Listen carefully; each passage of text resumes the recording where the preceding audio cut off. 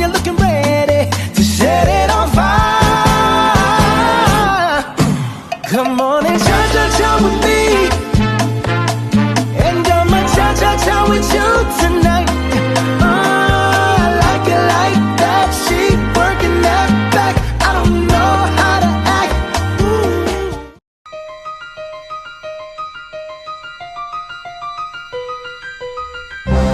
Ooh, the movie's starting.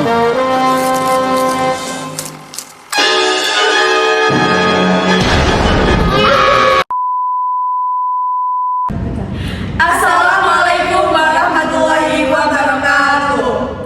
Saya Nela Diva Salsabila, NIM 250302041. Saya Fadia Kotrunada dengan NIM 2503040. Saya dengan Putri Maulidia dengan NIM 250302064. Kami dari Prodi Akuntansi Fakultas Ekonomi dan juga Bisnis Universitas Muhammadiyah Gresik. Kami akan mempresentasikan terkait dengan materi presentasi lobby dan juga negosiasi yang dibimbing oleh Bapak Asas Prof. Dr. Insinyur Joko Sulistyo MM CPH CM. Berikut materi pertama yaitu ada presentasi. Apa sih presentasi itu? Karena kan tadi Anda katakan seperti itu, Pak. Tunggu dong, kasih aku kesempatan menjawab. Silakan, Bapak. Jadi definisi dari presentasi itu proses pencapaian ide, data atau usulan kepada audiens secara lisan dengan dukungan struktur pesan, bahasa yang verbal dan bahasa non-verbal agar informasi itu bisa dipahami dan mendorong respons tertentu. Komunikasi efektif itu komunikasi yang berhasil mencapai tujuannya, pesan diterima, dipahami, mengubah persepsi atau mendorong tindakan nyata dari audiens. Ini ada prinsip-prinsip dasar presentasi yang baik ya. Yang pertama ada kejelasan. Kejelasan itu pesan yang disampaikan dengan bahasa yang mudah dipahami dan juga tidak menimbulkan makna ganda. Yang kedua ada ketepatan, itu informasi akurat, berbasis fakta dan bebas dari kesalahan data maupun tata bahasanya. Yang ketiga ada konteks, ini penyampaian disesuaikan dengan situasi, waktu dan juga tempat yang relevan. Yang terakhir ada kesesuaian budaya, itu bahasa dan pendekatan mempertimbangkan latar belakang budaya audiens. Ada komponen penting bagi presentasi juga ya, tujuan presentasi apakah untuk memberi informasi, membujuk, mengajak atau melaporkan hasil kepada audiens. Yang kedua ada penguasaan audiens, memahami siapa pendengarnya, tingkat pengetahuan mereka dan bahasa yang mudah mereka cerna. Yang ketiga ada struktur isi, umumnya terdiri dari pembukaan, isi utama, dan penegasan poin inti lalu penutup yang kuat. Yang keempat ada penyampaian verbal, itu kalimat yang jelas, tidak bertele-tele, intonasinya juga tepat dan kecepatan bicara terkontrol. Yang terakhir ada penyampaian nonverbal, itu kontak mata, ekspresi wajahnya, postur, gerak tangannya, dan penampilan fisik yang mendukung. Langkah membuat presentasi efektif, kalian bisa tetapkan tujuan, pahami audiens dulu, tentukan waktu dan juga tempat, kuasai materinya dan bahasa dan gestur yang jelas. Teknik presentasi yang disarankan, yang pertama kali bisa pembuka yang relevan ya, itu mulai dengan pertanyaan, fakta menarik tentang materi berikut atau masalah utama yang langsung menarik perhatian audiens. Yang kedua ada poin inti secara runtut, itu kan bisa sampaikan dari yang paling penting ke pendukungnya agar alur logika itu mudah diikuti. Yang ketiga ada contoh konkret dan juga data, gunakan contoh yang spesifik, data dan angka agar pesan tidak multitafsir dan lebih meyakinkan. Respons dan umpan balik. Beri respons sesuai dengan konteks pembicaraan kalian ya, dan hindari terlalu banyak bicara tanpa mendengar audiens.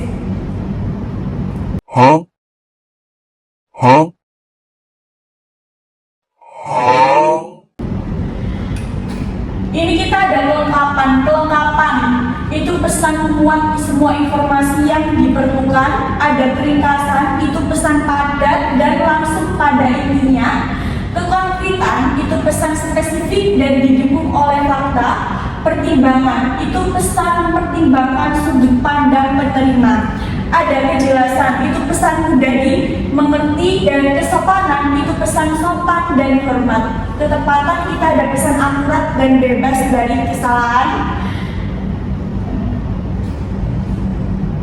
Hambatan umum dalam presentasi. Hambatan presentasi ya, ada pesan tidak jelas atau terlalu panjang. Audiens kehilangan fokus ya ketika pesan bertele-tele atau tidak memiliki struktur yang jelas dan mudah diikuti. Perbedaan persepsi dan emosi. Ada emosi negatif dan kurangnya minat audiens dapat menghalangi penerimaan pesan secara efektif. Kurang penguasaan materi. Penyampaian nonverbal yang tidak tepat dengan kurangnya penguasaan materi menurunkan kredibilitas pembicara. Selanjutnya materi berikut disampaikan oleh teman saya. A few moments later. Selanjutnya saya akan menjelaskan tentang melobi.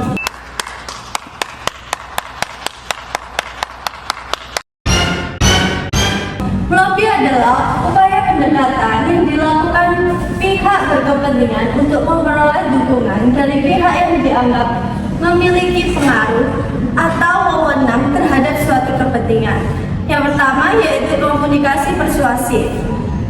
Lobby merupakan bagian dari komunikasi persuasif yang bertujuan mempengaruhi sudut pandang atau keputusan pihak tertentu. Yang kedua yaitu pendekatan informal. Dilakukan melalui pendekatan informal yang mengarah pada tujuan yang menguntungkan satu atau dua pihak. Yang ketiga yaitu pendekatan awal. Lebih dipahami sebagai pendekatan awal sebelum proses formal seperti negosiasi atau pengambilan keputusan resmi.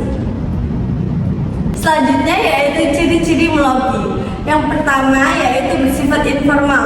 Lobby tidak dilakukan melalui jalur resmi atau prosedur formal, melainkan melalui pendekatan personal yang lebih santai.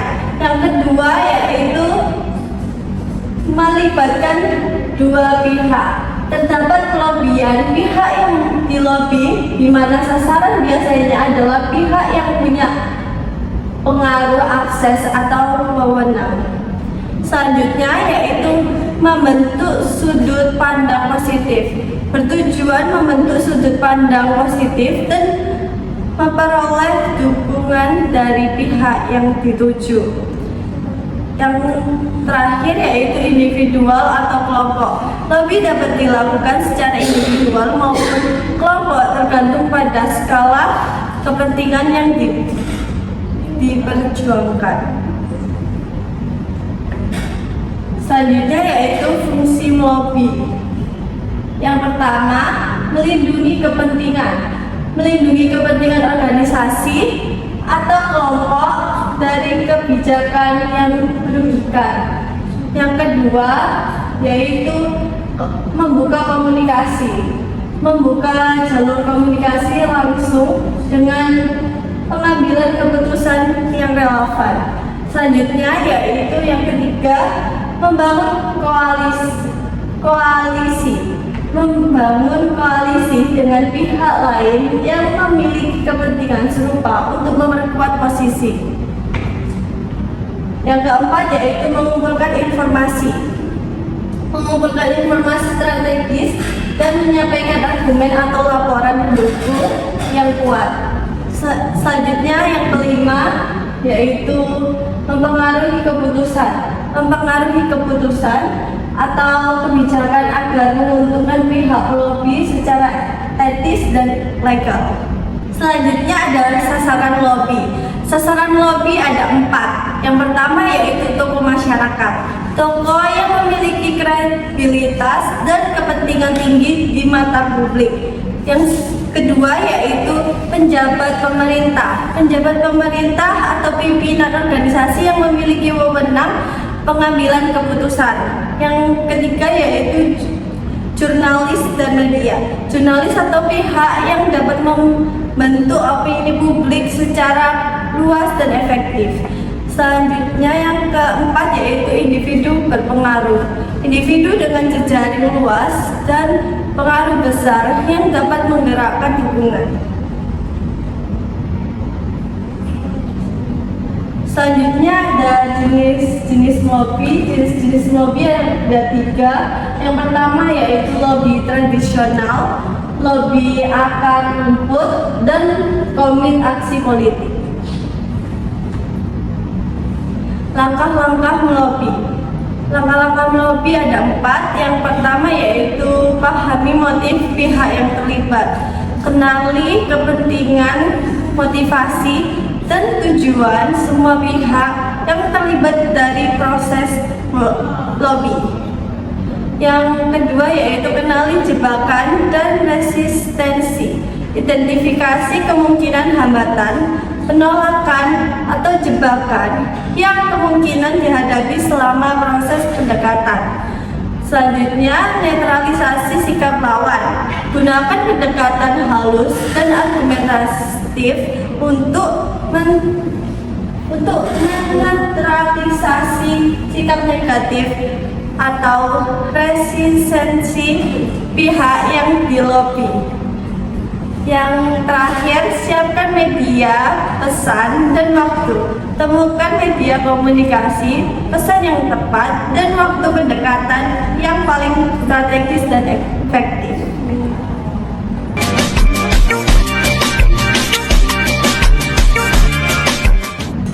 Selanjutnya yaitu kompetensi lobby yang baik. Yang pertama, wawasan dan pengalaman. Memiliki wawasan, pengetahuan, dan pengalaman yang cukup di bidang yang relevan. Hubungan interpersonal. Mampu membangun hubungan interpersonal yang kuat dan saling menguntungkan. Yang ketiga yaitu pendengar aktif. Menjadi pendengar aktif dan penyaji yang asertif dalam setiap interaksi. Yang terakhir yaitu fleksibel dan peka situasi. Peka terhadap situasi, fleksibel, dan mampu mengelola kontak, target, waktu, tempat secara efektif. Etika dalam lobby. Lobby bisa dilakukan secara legal maupun ilegal, terbuka maupun tertutup. Begitu ilegal seperti penyuapan, jenis melanggar hukum dan tidak dapat dibenarkan dalam konteks apapun. Dalam lobby legal dan etis, konteks akademik dan profesional, lobby harus ditempatkan sebagai komunikasi persuasif yang etis, sah, dan akuntabel. Dalam terbuka dan akuntabel, lobby yang baik dilakukan secara transparan, dapat dipertanggungjawabkan, dan tidak merugikan kepentingan publik. Selanjutnya, materi selanjutnya akan disampaikan oleh teman saya. The next day. Materi selanjutnya yaitu negosiasi. Apa itu negosiasi? Negosiasi adalah komunikasi timbal balik yang dirancang untuk mencapai tujuan bersama, terutama ketika ada perbedaan kepentingan, keterbatasan wewenang, atau kebutuhan kerjasama antara dua pihak atau lebih. Selanjutnya ada karakteristik negosiasi. Karakteristik negosiasi ada 4. Yang pertama, melibatkan berbagai pihak. Dapat melibatkan individu, kelompok, organisasi, atau perusahaan dengan kepentingan yang berbeda. Kedua, ada pertukaran dan tawar-menawar. Menggunakan pertukaran, tawar-menawar, atau perundingan untuk menemukan titik kesepakatan. Yang ketiga, ada berorientasi masa depan. biasanya berkaitan dengan kepentingan masa depan dan berujung pada kesepakatan yang mengikat. Yang terakhir ada mengandung potensi konflik sejak awal sampai akhir proses yang perlu dikelola dengan bijak. Selanjutnya ada kapan sih negosiasi diperlukan?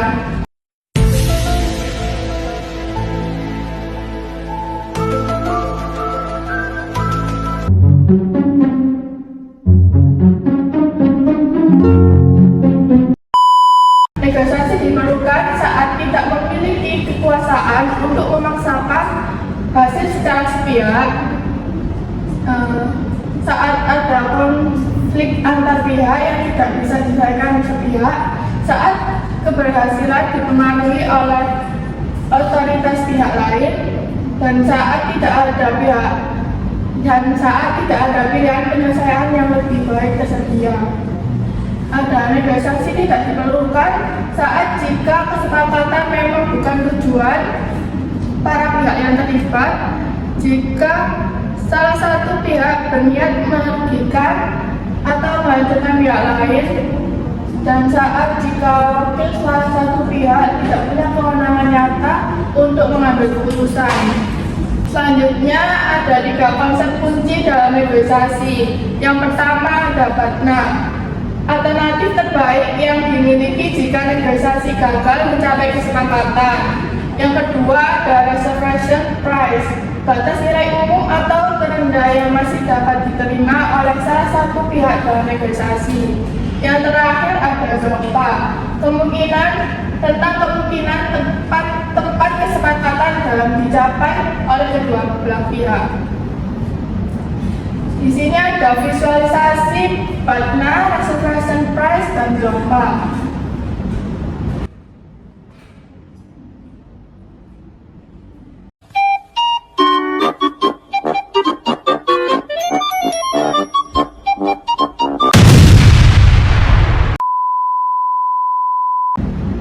Selanjutnya ada tahapan negosiasi yang logis. Jadi tahapannya ada persiapan untuk mempersiapkan tujuan, data batas, alternatif. Yang kedua ada pembukaan, membangun suasana dan menjelaskan isu. Yang selanjutnya ada tukar kepentingan.